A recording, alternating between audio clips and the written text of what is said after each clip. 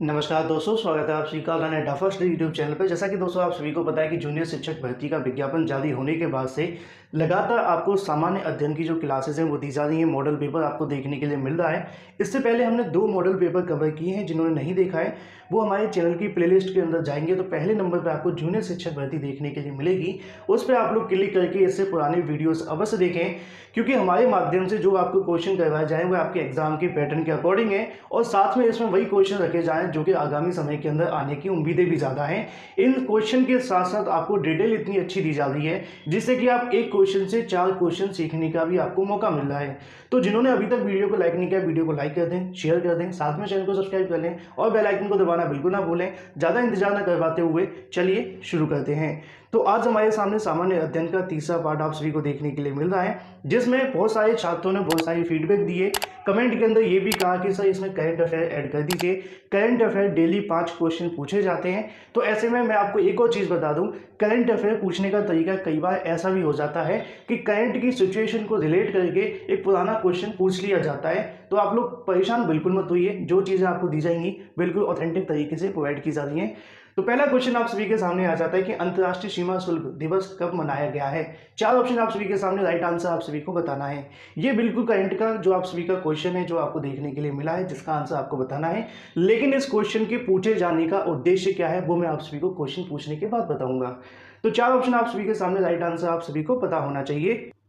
तो इसका जो राइट आंसर होगा ऑप्शन नंबर सी, इसका बिल्कुल राइट आंसर हो जाएगा 26 जनवरी। इसी के साथ आप सभी से कुछ और जानकारियां पूछी जा सकती हैं जो कि इस क्वेश्चन से संबंधित हैं। जैसा कि आप सभी को बताया कि यहाँ पे अंतर्राष्ट्रीय सीमा शुल्क की बात की गई थी, मतलब कि कस्टम डिपार्टमेंट को लेकर हम बात कर रहे हैं। तो वर्ल्ड कस्टम ऑर्गेनाइजेशन के मुख्यालय के बारे में आप सभी से पूछा जा सकता है। तो ऐसे में आप सभी को याद रखना है, ब्रुसेल्स बेल्जियम के अंदर आप सभी को देखने के लिए मिला है। साथ में वर्ल्ड कस्टम ऑर्गेनाइजेशन की सदस्यता की अगर हम बात करें तो 182 देश इसके अंदर शामिल हैं। ये भी आप सभी से पूछा जा सकता है। इसके अलावा अगर वर्ल्ड कस्टम ऑर्गेनाइजेशन के महासचिव आप सभी से पूछे जाएं तो कुनियो मुकिया आप सभी को याद रखना है, जो कि आप लोगों के सामने यहाँ पर लिखे हैं। तो क्वेश्चन तो यहाँ पर एक था, लेकिन उससे संबंधित आपको 3 चीज़ें और मिली और ये टोटल आपके 4 क्वेश्चन बन जाते हैं। तो ऐसे में अगर इस वीडियो में हम 40 क्वेश्चन 30 क्वेश्चन करते हैं तो 150 क्वेश्चन आप सभी के सामने बनेंगे। आप देखते जाइए। अगला क्वेश्चन आपके सामने आता है, पुर्तगाल के राष्ट्रपति डिसूजा ने जीता है अपना पहला, दूसरा या फिर तीसरा कार्यकाल। 4 ऑप्शन आप सभी के सामने, राइट आंसर आप सभी को बताना है। तो पुर्तगाल के राष्ट्रपति की यहाँ पे जो बात है वो की गई है। उनका नाम डिसूजा मैंने इसलिए रखा है क्योंकि आप लोग बड़ी आसानी से याद रख सकते हैं। ठीक है, तो ऐसे में उनके माध्यम से दूसरा कार्यकाल जीता गया है। इससे पहले वो पहले थे, इसके बाद दूसरा जीता है। तो आप सभी को याद रखना है। अब पुर्तगाल के बारे में आप सभी से पूछा जा सकता है, आपके करंट अफेयर के अंदर भी पूछा जा सकता है। साथ में आपसे लिखा भी हुआ है कि आसपास की राजधानियां भी आप सभी से पूछी जाएंगी। तो याद रखिएगा, पुर्तगाल की राजधानी क्या आ जाती है, लिस्बन, जैसा कि आप सभी देख पा रहे हैं। मुद्रा अगर आपसे पूछी जाए तो यूरो आप सभी को याद रखनी है। साथ में पुर्तगाल के राष्ट्रपति का पूरा नाम क्या है, मार्सेलो रेबेलो डिसूजा आप सभी के सामने है। तो ऐसे में करंट अफेयर का दूसरा क्वेश्चन भी आप सभी के सामने आया और 3-4 क्वेश्चन और कवर कर लिए। लेकिन इतनी मेहनत के लिए आप लोग वीडियो को लाइक अवश्य कर दें, क्योंकि जो पढ़ाई की वीडियोस बनानी होती हैं उसमें कम से कम कंटेंट इकट्ठा करने में ज़्यादा से ज़्यादा उसमें समय बहुत लगता है और मेहनत का तो कोई मतलब ही नहीं है। बहुत सारे छात्र पूछ रहे थे सर ये फ्री क्लास है कि पेड क्लास है। बिल्कुल फ्री क्लास है, लेकिन इसकी जो फीस है वो आपके लाइक शेयर और सब्सक्राइब है, अगर आप कर सकते हैं तो बहुत बेहतर होगा। एक प्यारा सा कमेंट छोड़ करके अवश्य जाएं। वीडियो कैसा लगता है कमेंट करके बताएं, कोई कमी है तो उसके बारे में सुझाव दें, क्योंकि वीडियो के बारे में आप सभी के सामने सारी चीज़ें सही तरीके से प्रोवाइड करने की कोशिश की जा रही है। अगला क्वेश्चन है, 2 एक्सप्रेस वे वाला हवाई पट्टी वाला राज्य बना है। 4 ऑप्शन आप सभी के सामने, राइट आंसर आप सभी को बताना है और ये हाल ही में देखने के लिए मिला है और ये आपका राज्य है Uttar Pradesh. Option number A इसका बिल्कुल राइट आंसर हो जाएगा। अब उत्तर प्रदेश के बारे में मुख्यमंत्री आप सबको जानते, बताने की आवश्यकता तो बिल्कुल नहीं, लेकिन फिर भी आपको बता देते कि मुख्यमंत्री योगी जी हैं, दूसरी तरफ आनंदीबेन पटेल राज्यपाल है और आपकी राजधानी लखनऊ है। ठीक है, अगला क्वेश्चन आप सभी के सामने आता है, किस राज्य ने बालिकाओं के लिए शुरू किया है पंख अभियान।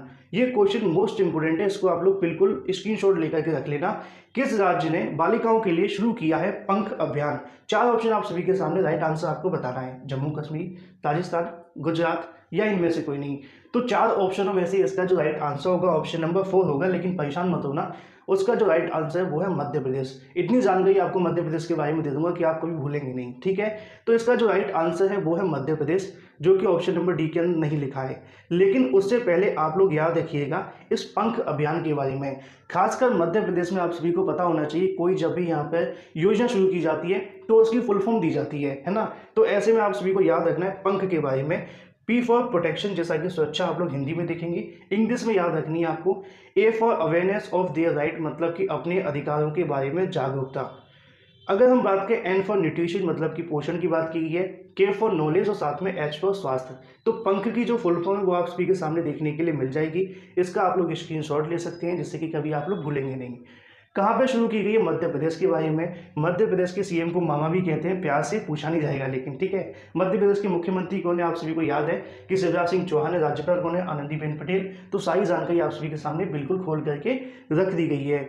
और ये सब कुछ मैंने करंट अफेयर में पढ़ाया था जब ये चल रहा था। अगर आपने करंट अफेयर के वीडियो नहीं देखे तो एक बार जाकर के देख लो, सब बहुत सारी वीडियोस डाले गए हैं। जल्द ही आप सभी के सामने 50-50 क्वेश्चन की करंट अफेयर की वीडियोस और भी लाई जाएंगे, जिससे कि आपकी तैयारी हो एकदम पक्की, ठीक है। तो वीडियो को शेयर अवश्य कर दिया करो। अगला क्वेश्चन आप सभी के सामने आता है, 143 उपग्रह लॉन्च कर स्पेस एक्स का किसका रिकॉर्ड तोड़ा है?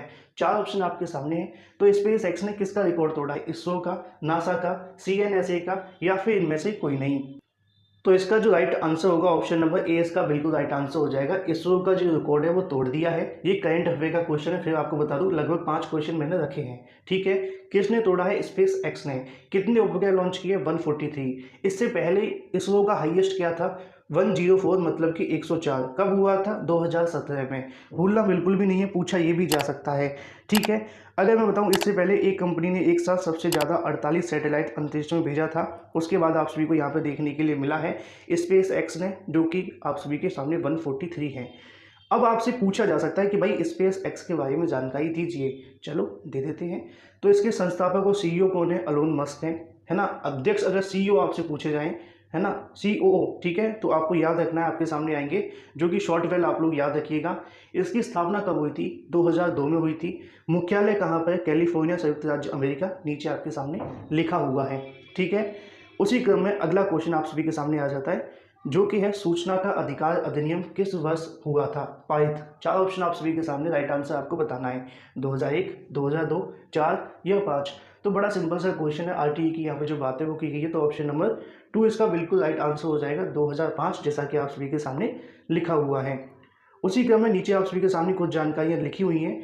सूचना का अधिकार अधिनियम 2005, राइट टू इन्फॉर्मेशन एक्ट 2005 के भारत के संसद द्वारा पारित एक कानून है, जो 12 अक्टूबर 2005 को केंद्र स्तर पर लागू हुआ, जिसे 15 जून 2005 को संसद ने पास किया था। भारत में इस कानून को भ्रष्टाचार को साथ में समाप्त करने के लिए, उसको रोकने के लिए बहुत प्रभावी कदम बताया जाता है। बाकी आप सभी के सामने है कि आजकल तो RTE डालते हैं, जवाब भी नहीं देते हमारी परीक्षा नियामक प्राधिकारी, बेसिक शिक्षा विभाग, है ना। ये एक अलग है, लेकिन आपको समझाने के तौर पर चीज़ें आपके सामने रखी गई हैं। इसी के साथ अगला क्वेश्चन आप सभी के सामने आता है। 4 ऑप्शन आपके सामने है।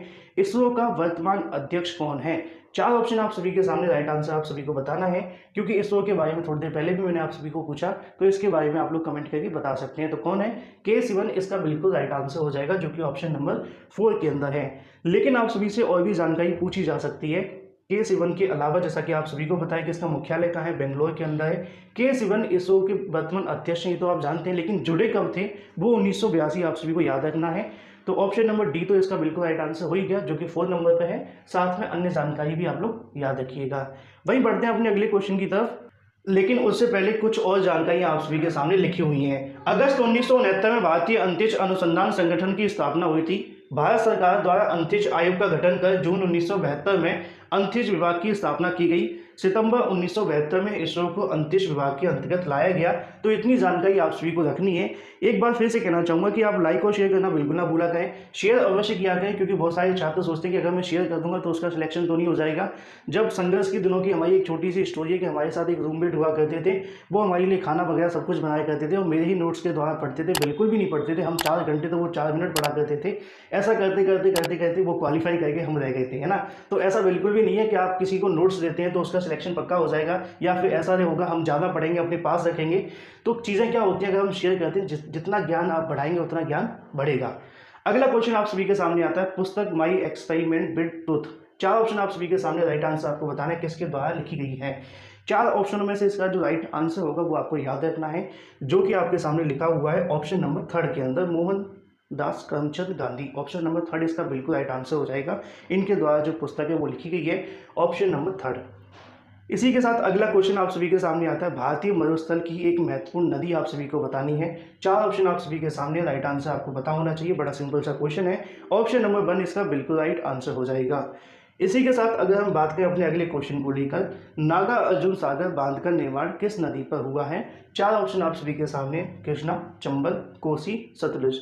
चार ऑप्शनों में से इसका जो राइट आंसर होता है, ऑप्शन नंबर वन इसका बिल्कुल राइट आंसर हो जाएगा, जो कि कृष्णा आप सभी के सामने देखने के लिए मिल रही है। तो ऑप्शन नंबर ए तो इसका बिल्कुल राइट आंसर हो जाता है। जिस क्वेश्चन में जितनी डिटेल की आवश्यकता होगी उतनी डिटेल आप सभी के सामने रखी जाएगी।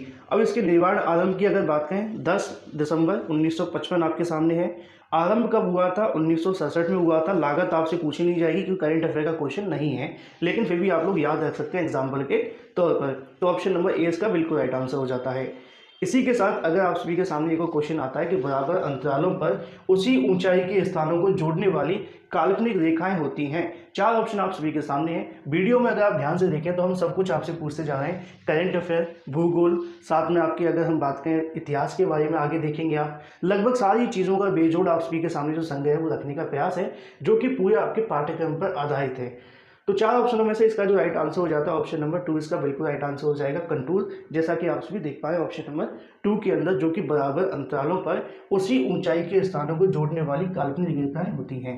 इसी के साथ अगर बात करें अपने अगले क्वेश्चन के बारे में, अगला क्वेश्चन है कि राजस्थान में खेतड़ी किसके लिए प्रसिद्ध है। चार ऑप्शन आपके सामने, कॉपर की खदानें, माइका की खदानें, बॉक्साइट की खदानें या फिर चूना पत्थर की खदानें। चार ऑप्शन आप सभी के सामने, राइट आंसर आप सभी को बताना है। कमेंट करके बताते जाइएगा कि कितने क्वेश्चन आपके सही जाते हैं और कितने नहीं जाते हैं। तो चार ऑप्शन में से इसका जो राइट आंसर होगा, ऑप्शन नंबर ए इसका बिल्कुल राइट आंसर हो जाता है।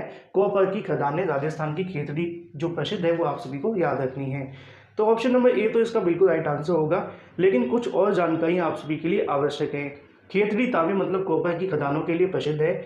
यहाँ भारत सरकार का सार्वजनिक उपक्रम हिंदुस्तान कॉपर लिमिटेड द्वारा तांबे के अयस्क का उत्पादन एवं उसका परिशोधन किया जाता है। यह राजस्थान के अंदर स्थित है। तो आप सभी को याद रखना है कि यहाँ पे हिंदुस्तान कॉपर लिमिटेड के द्वारा यहाँ पे अयस्क का जो उत्पादन है, साथ में उसका जो परिशोधन है वो किया जाता है। पूछा भी जा सकता है कि भाई किसके द्वारा किया जा सकता है, मतलब किसके द्वारा किया जाता है। तो तीन चीज़ें आप सभी के सामने रख दी जाएंगी, फिर उसमें बदलाव हो जाएगा।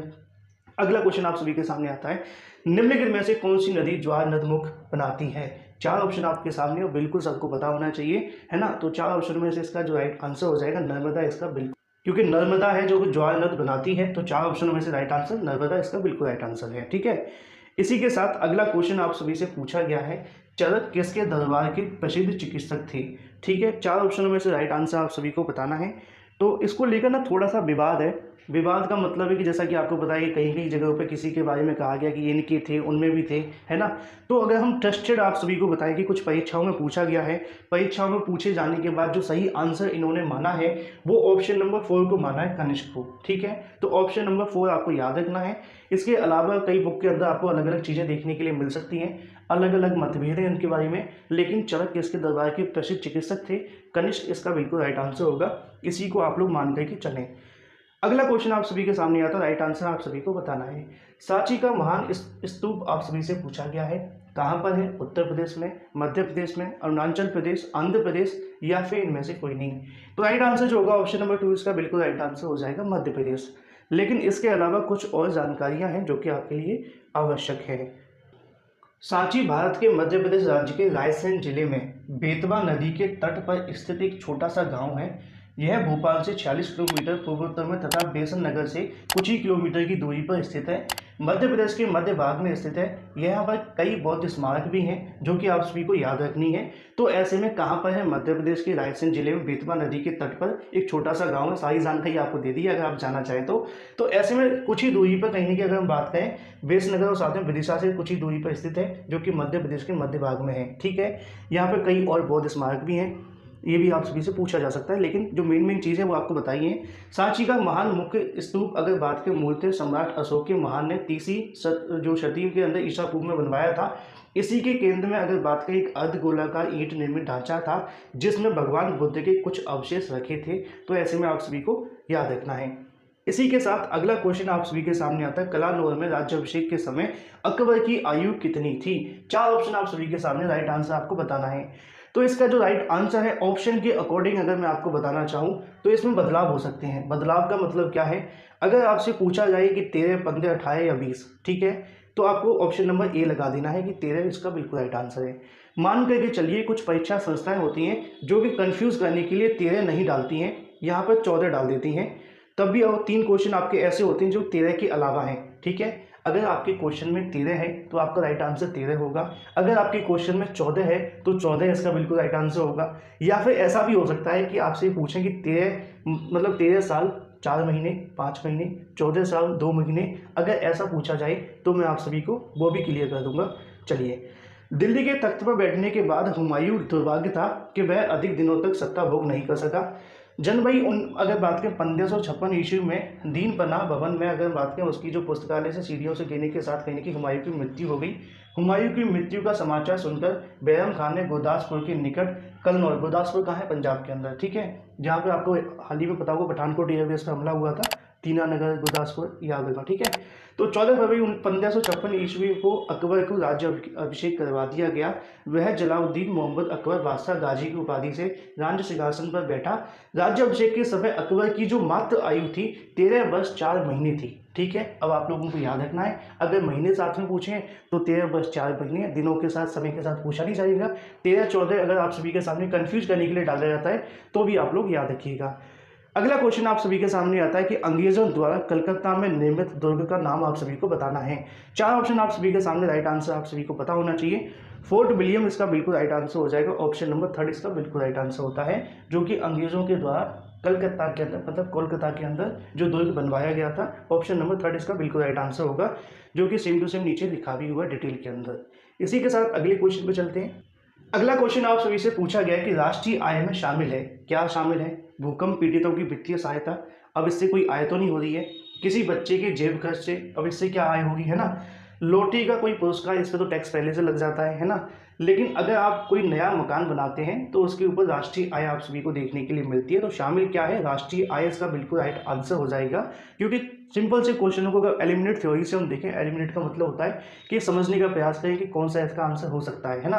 तो लॉजिकली ऑप्शन नंबर 4 इसका बिल्कुल राइट आंसर है। नीचे जानकारी लिखिए, किसी देश की उत्पादन व्यवस्था, अगर आपसे कोई ये पूछ लिया जाए कि भाई राष्ट्रीय आय क्या होती है, ठीक है, राष्ट्रीय आय क्या होती है, किसी देश की उत्पादन व्यवस्था से अंतिम उपभोक्ता के हाथों में जाने वाली वस्तुओं या देश के पूंजीगत साधनों के विशुद्ध जोड़ को ही राष्ट्रीय आय कहते हैं। तो कर दो वीडियो को लाइक। अगला क्वेश्चन आप सभी के सामने आता है, निम्नलिखित में से किस कारण से वनों के लिए विशाल क्षेत्र रखने की आवश्यकता है। 4 ऑप्शन आपके सामने, राइट आंसर आप सभी को बताना है। अब आपको एक कारण पूछा गया कि भाई क्या आवश्यकता है कि वनों के विशाल क्षेत्र में रखने चाहिए, है ना। तो इसको सिंपल तरीके से समझिए, बिल्कुल आंसर आपके मन में आ जाएगा।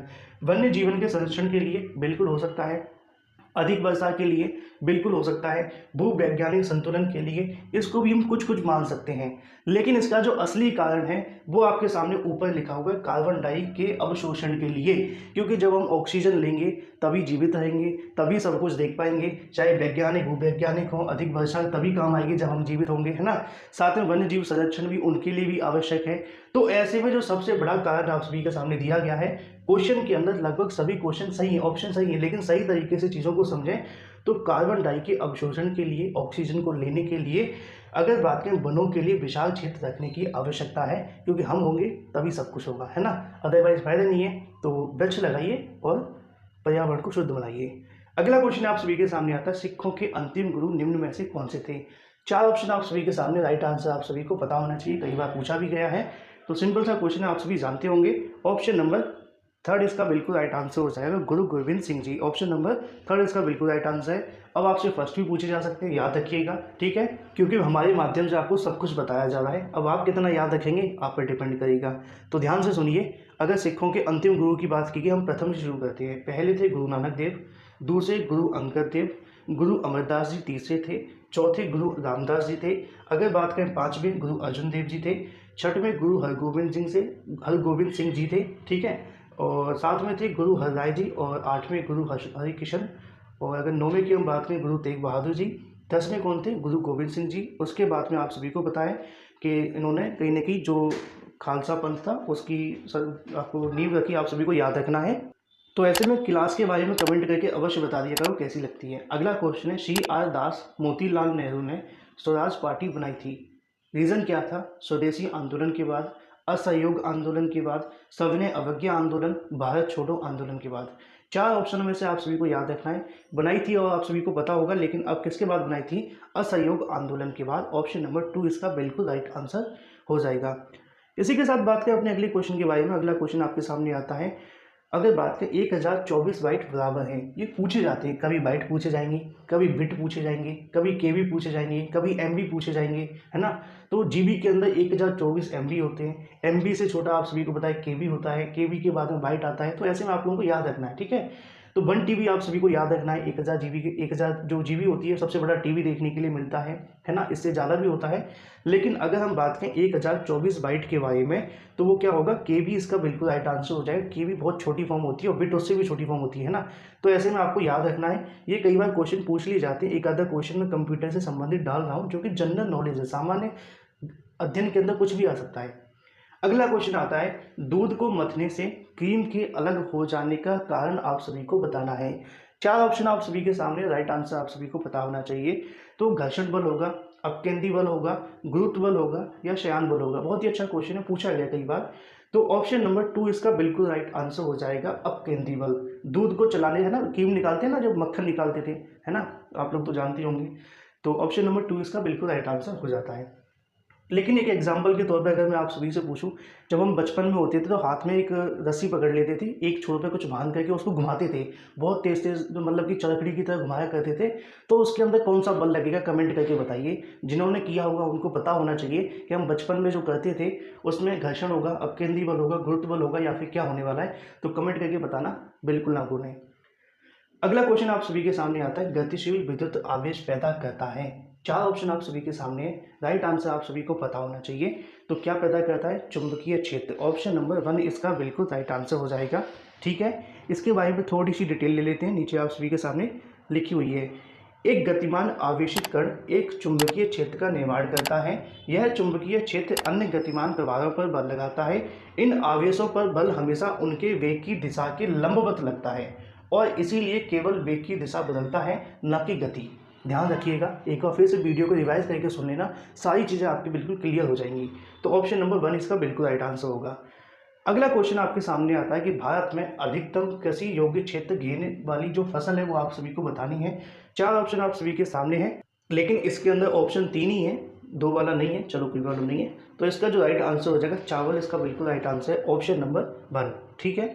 इसी के साथ अगला क्वेश्चन आप सभी से पूछा गया है, विद्युत आवेश का एसआई मात्रक क्या है। 4 ऑप्शन आपके सामने है, राइट आंसर आपको बताना है, एम्पियर, कूलॉम और ईएसयू या फिर केल्विन। ये जो जल लिखा है इसको मत देखना, वैसे लिख दिया है इसने, ठीक है। तो 4 ऑप्शनों में से राइट आंसर आप सभी को पता होना चाहिए। तो इसका जो राइट आंसर होगा, विद्युत आवेश की बात की गई, कूलॉम इसका बिल्कुल राइट आंसर हो जाएगा। एसआई मात्रक पूछा गया था, ठीक है। तो 12th के चैप्टर के अंदर पढ़ते थे ना, सेकंड बार, वो आप सभी से पूछा गया आज। तो विद्युत धारा की एसआई अगर बात करें, जो इकाई है वो एम्पियर है। विद्युत धारा के बारे में थोड़ी सी जानकारी और आपको दे दी है। इसके साथ में आपसे पूछा जा सकता है कि भाई विद्युत धारा के बारे में बताइए, तो उसकी जो इकाई होगी वो क्या है? एम्पियर है। परिपथों की विद्युत धारा को मापने के लिए जिस यंत्र का उपयोग करते हैं उसे अमीटर कहते हैं। दूसरा सवाल आपका क्लियर हो जाता है कि भाई उसके बारे में बताइए, कई बार पूछा गया है ना। परिपथों की विद्युत धारा को मापने के लिए जिस यंत्र का प्रयोग होता है वो अमीटर होता है ना। एम्पियर को अगर परिभाषा की बात करें, किसी विद्युत परिपथ में एक कूलाम आवेश को 1 सेकंड में प्रभावित होता है, उसे उस परिपथ की विद्युत धारा का मान एम्पियर होता है, 1 एम्पियर, ठीक है। तो ऐसे में आपको याद रखना है, एक क्वेश्चन से ज़्यादा जानकारी इसलिए दी जाती है, परिभाषाएं पूछी नहीं जाती हैं। परिभाषाएं हमें हमेशा सिखाती हैं कि आखिर इसका मतलब क्या है, इससे हमें कितनी चीज़ें और आगे पूछी जा सकती हैं, ठीक है। अगला क्वेश्चन आता है, गंगा को उत्तर से दक्षिण ले जाने वाला चोल राजा की बात पूछी गई है, कौन से हैं बताइए। राजा राजचोला, महिंद, या फिर अगर बात करें पतंग, या फिर राजेंद्र चोला। तो गंगा को उत्तर से दक्षिण ले जाने वाले कौन थे? ऑप्शन नंबर 4 इसका बिल्कुल राइट आंसर हो जाएगा, राजेंद्र चोला। ऑप्शन नंबर 4 इसका बिल्कुल राइट आंसर है।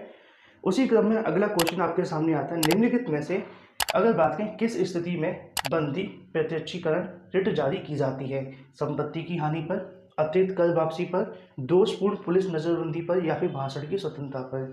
तो इसका जो राइट आंसर होगा ऑप्शन नंबर थर्ड इसका बिल्कुल राइट आंसर हो जाएगा। थोड़ा सा डिटेल में आपसे भी इसके बारे में।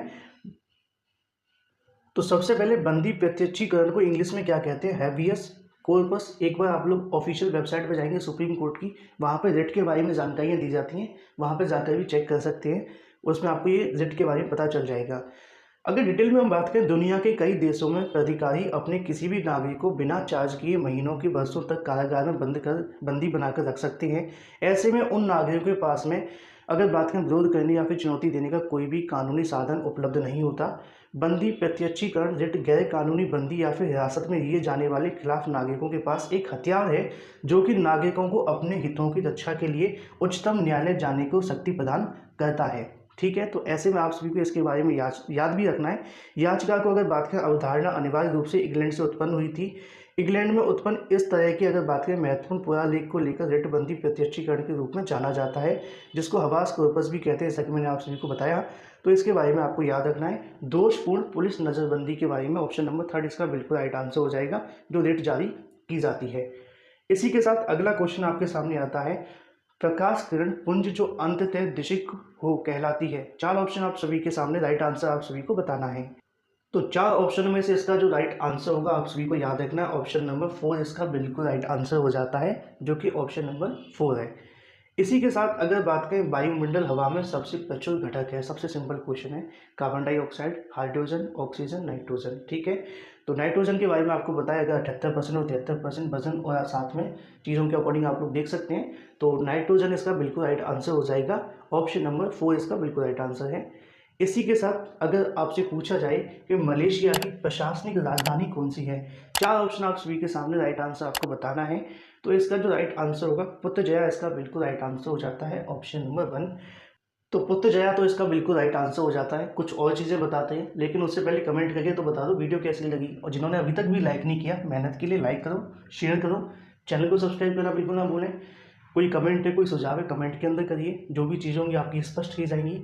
क्वेश्चंस के बारे में 50 भी कर देंगे, लेकिन डिटेल इतनी दे देते हैं कि वो 30 क्वेश्चन नहीं है, आप नंबर मत देखो, आप ये देखिए कि 30 क्वेश्चन के साथ में सर ने हमें 4-4, 3-3 क्वेश्चन भी बताए हैं, जिनको अगर हम ये मान करके चलें कि 2 गिने हो जाए तो 60 क्वेश्चन से ज़्यादा की जानकारी है। क्योंकि बनाने को तो 50 ही बना देंगे, लेकिन 1-2 दिन इंतजार कर लो, इतना भी करा देंगे। ठीक है, तो इसकी कैपिटल क्या है? कोलालमपुर, आप सभी को पता होना चाहिए। ठीक है, अगर बात करें करेंसी के बारे में, तो मलेशिया रिंगिट वहाँ पर चलती है। रिंगिट का आप एक बार प्राइस देखना कितना है, वहाँ की समथिंग काफ़ी महंगा है, 16 रुपये का फ़र्क है समथिंग, है ना। तो ये थी दोस्तों तमाम लेटेस्ट, अगर बात करें करंट अफेयर के साथ साथ सामान्य अध्ययन के इंपॉर्टेंट क्वेश्चंस जूनियर भर्ती के लिए। वीडियो पसंद आया लाइक करें, शेयर करें, साथ में चैनल को सब्सक्राइब करना बिल्कुल ना भूलें।